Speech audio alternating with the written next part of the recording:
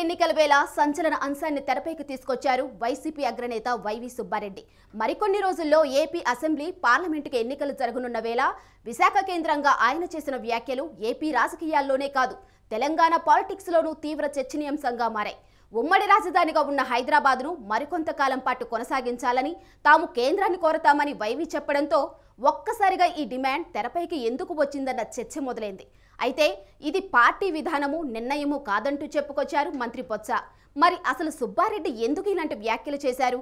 YCP ఎందుకు ఆయన వ్యాఖ్యలతో పార్టీకి సంబంధం లేదని పేర్కొంది? దీనిపైనే ఇప్పుడు రాజకీయ వర్గాల్లో డిస్కషన్స్ జరుగుతున్నాయి.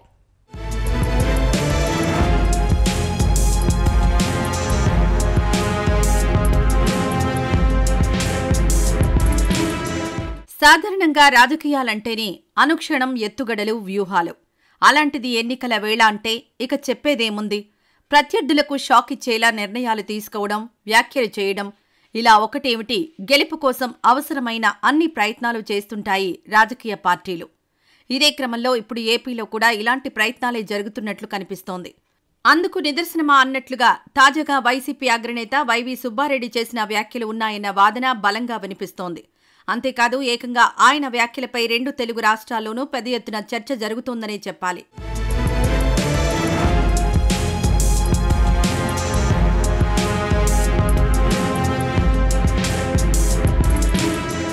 ఆంధ్రప్రదేశ్ అసెంబ్లీ, పార్లమెంట్ ఎన్నికల వేళ సంచలన వ్యాఖ్యలు చేశారు వైసీపీ సీనియర్ నేత వైవి సుబ్బారెడ్డి.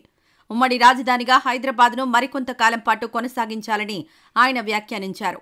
ఈ కామెంట్లపైనే ఇప్పుడు ఏపీ, తెలంగాణ రాజకీయాల్లో హాట్గా చర్చ జరుగుతోంది. ఓవైపు రాబోయే జూన్తో ఉమ్మడి రాజధాని గడువు ముగుస్తున్న వేళ, మరోవైపు సార్వత్రిక ఎన్నికలు ముంచుకొస్తున్న సమయంలో సుబ్బారెడ్డి చేసిన వ్యాఖ్యల వెనుక మర్మమేంటి అన్న ప్రశ్నలు తలెత్తుతున్నాయి.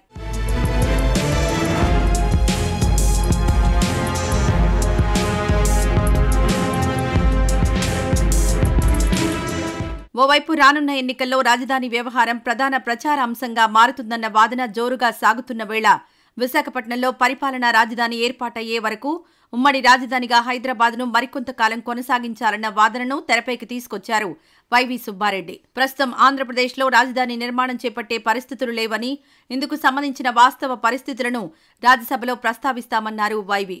అంతేకాదు, ఉమ్మడి రాజధాని కోసం కేంద్రంపై ఒత్తిడి తీసుకొస్తామని ఆయన చెప్పడంతో ఇప్పుడు అందరి దృష్టి దీనిపైనే నెలకొంది. విభజన 2014 విభజన జరిగినప్పుడు ఉమ్మడి రాజధానిగా 10 సంవత్సరాలు హైదరాబాదును పెట్టారు. కానీ ఈ 10 సంవత్సరాల్లో గత ప్రభుత్వం రాజధాని నిర్మాణం చేయలేకపోయింది, కేవలం తాత్కాలిక నిర్మాణం చేసింది. మేము మా ప్రభుత్వం వచ్చినాక గత 5 ఏళ్లలో చిత్తశుద్ధితో రాజధాని నిర్మాణం చేసే స్తోమత మనకు లేదని చెప్పి అన్ని విధాలా అభివృద్ధి చెందిన నగరం విశాఖని ఎగ్జిక్యూటివ్ క్యాపిటల్గా, పరిపాలనా రాజధానిగా చేద్దామని చేస్తే కొన్ని న్యాయపరమైన ఇబ్బందులు సృష్టించారు. న్యాయపరంగా ఇబ్బందులు కూడా ఎదుర్కొంటున్నాం కూడా ఈరోజు. సో అవన్నీ అధిగమించిన దాకా కంబైన్డ్ రాజధానిగా హైదరాబాద్ను కంటిన్యూ చేయాలని మా ఆలోచన. దీనిపై మా పార్టీ అధ్యక్షుడితో, పార్టీ నాయకులతో చర్చించుకొని ఎలక్షన్లు అయిపోయినాక దీనిపై ఒక వివరణ కూడా ఇవ్వటం జరుగుతుంది. నిజానికి ఆంధ్రప్రదేశ్లో విభజన చట్టంలో ఇచ్చిన హామీ ప్రకారం ఏపీ, తెలంగాణకు ఉమ్మడి రాజధానిగా హైదరాబాద్ను చేశారు.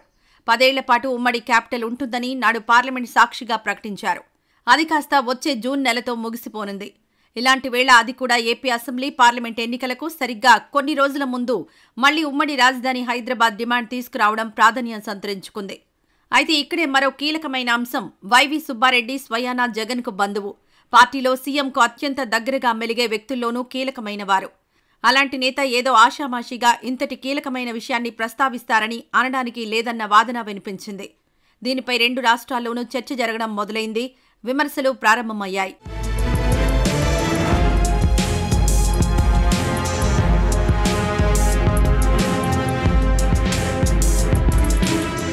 సరిగ్గా ఇలాంటి సమయంలో ఏపీ ప్రభుత్వం వైవి సుబ్బారెడ్డి వ్యాఖ్యలపై స్పందించింది.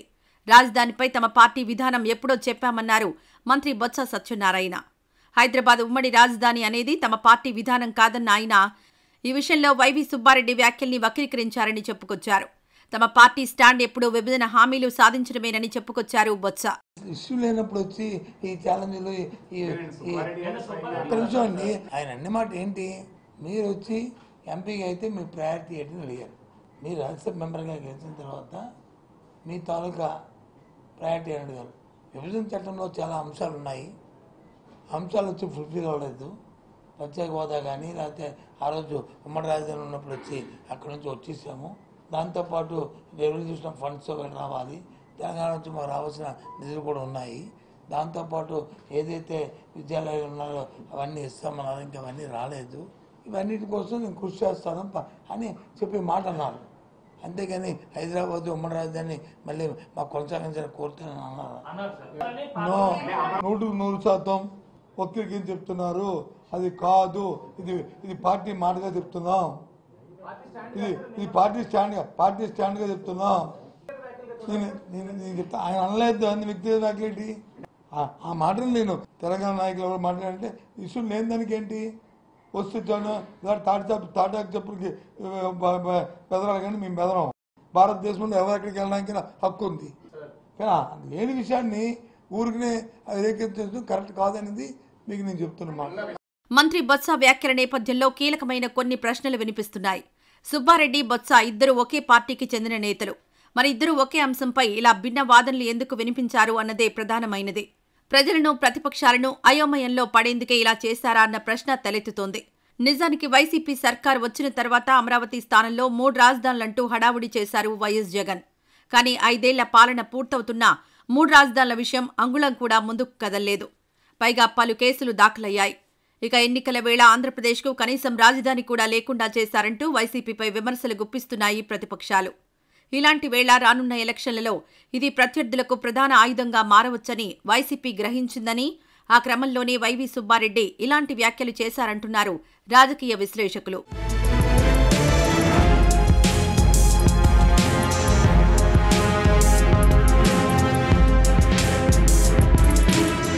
అయితే ప్రధాన ప్రతిపక్షం టీడీపీ మాత్రం ఇదంతా కుట్రగా అభివర్ణిస్తోంది. ఏపీ, తెలంగాణ మధ్య అగ్గి రాజేయడానికే సుబ్బారెడ్డితో సీఎం జగన్ ఇలా పలికించారని ఆరోపించారు టీడీపీ సీనియర్ నేత దాడి వీరభద్రరావు. ఆంధ్రుల ఆత్మ గౌరవంతో వైసీపీ ఆటలాడుతోందని మండిపడ్డారు దాడి.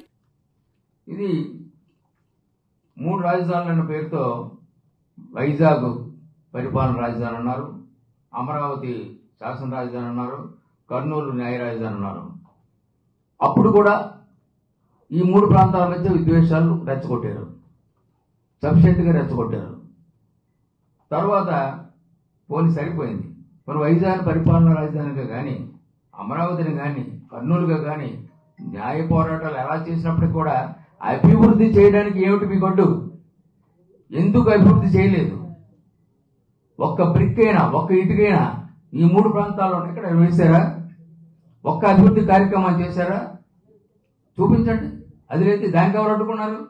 మంచిది కాదు జగన్ గారు, ఇది సరైనటువంటి విధానం కాదు. ఒక మనిషిగా, హ్యూమన్ టచ్ లేని మనిషిగా మీరు మారిపోయారు. There should be human touch for everybody. మీకు ఆ హ్యూమన్ టచ్ లేదు, మానవతావాది కాదు మీరు. అంతేగాని ప్రజలతో ఆటలాడుకునేటువంటి పద్ధతిలో ప్రజలను నరకం చూపించాలనేటువంటి విధానం మానుకోండి. 60 రోజుల్లో మీరు ఇంటికి వెళ్ళిపోతున్నారు. ఈ 60 రోజులు కూడా మమ్మల్ని బతకనవరా? ఈ రాష్ట్ర ప్రజలు బతకనవరా? ప్రశాంతంగా ఉన్నవరా?